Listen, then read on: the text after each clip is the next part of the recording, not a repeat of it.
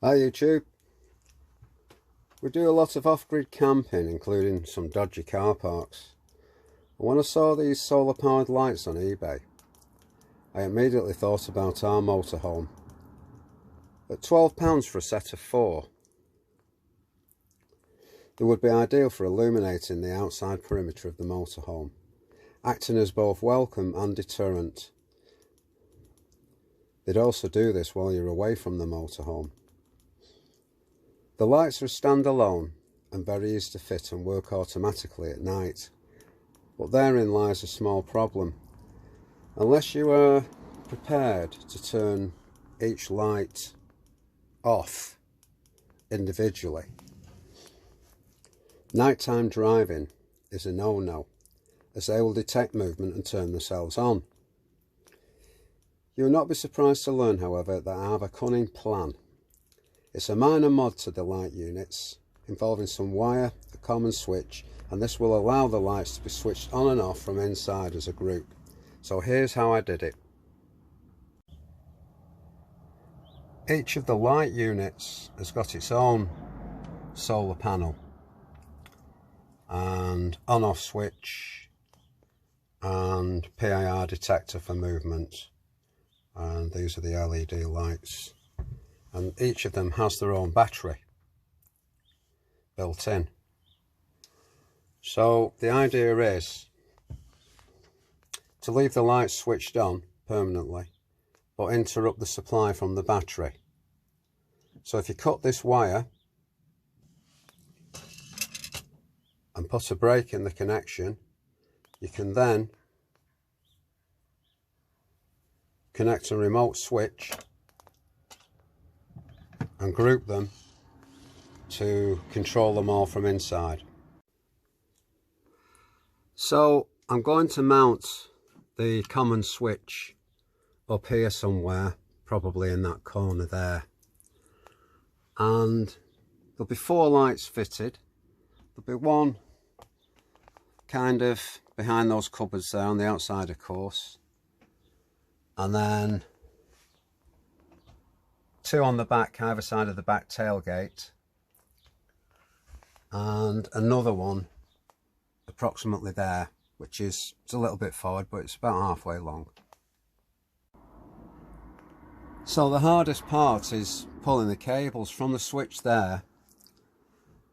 I've routed the furthest cables in the back of the cupboard there, in the main conduit, behind the microwave, threaded it through there, out of there, put some new trunking in, it's got to be fixed yet, and you can see the bunch of cable there, which will be feeding the rear 2 lights. So there'll be one about there, and one in that corner over there. The 4th one, I was thinking I'd have to come all the way down this wall. The toilets are amidships to get to a point there. I mean, you've got to pick a point with these lights where you can get to the back of them. So if I put one in there and the other side one in that cupboard, you can get through to the cables, no problem.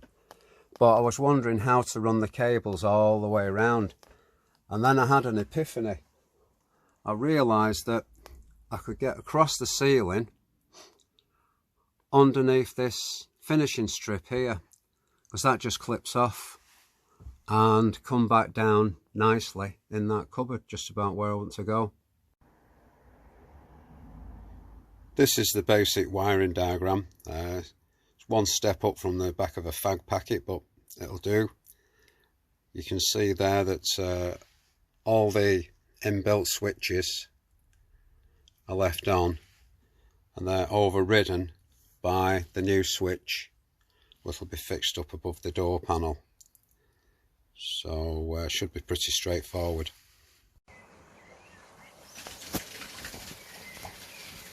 So the 2 rear lights are ready for screwing up now. Just given them a squirt inside with WD-40, keep any dampness out of the connections. And That one's ready to get screwed up now. I've put some non-setting mastic around the hole and around the perimeter to seal the unit. This stuff I use, it's on a roll. It's better than the gun stuff because it's less messy. Seam seal.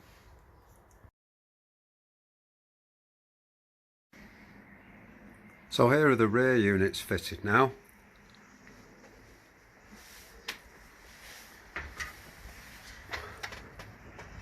You can see the mastic, it's just beginning to squeeze out around the edges there. I'll trim that off. And I've screwed it on with a couple of stainless steel screws.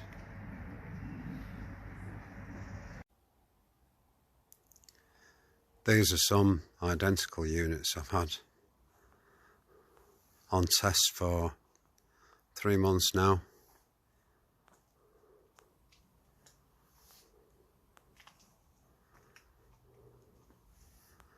They're working well. Thought I'd prove them before I fitted them to the actual motorhome. All the cables come together there, and I've run them in that trunk in through that top corner, and it comes out in the plenum, the panel above the door there. I've decided to put the switch just in the corner, so it'll be like that. And I'm just going to drill the hole. And if you've got, if you're going to buy a hole saw, these are far superior. This one goes up to 20mm, which just so happens to be the diameter of the switch body. That's the master switch fitted now. The idea is it's on all the time, unless you want to do any nighttime driving, in which case you turn it off so the lights don't come on when you're on the road. This is the bin gauge cable I've used to link all the lights together to the master switch. It's only small cable, and it's about £1 a metre from B&Q or Wilko or hardware store.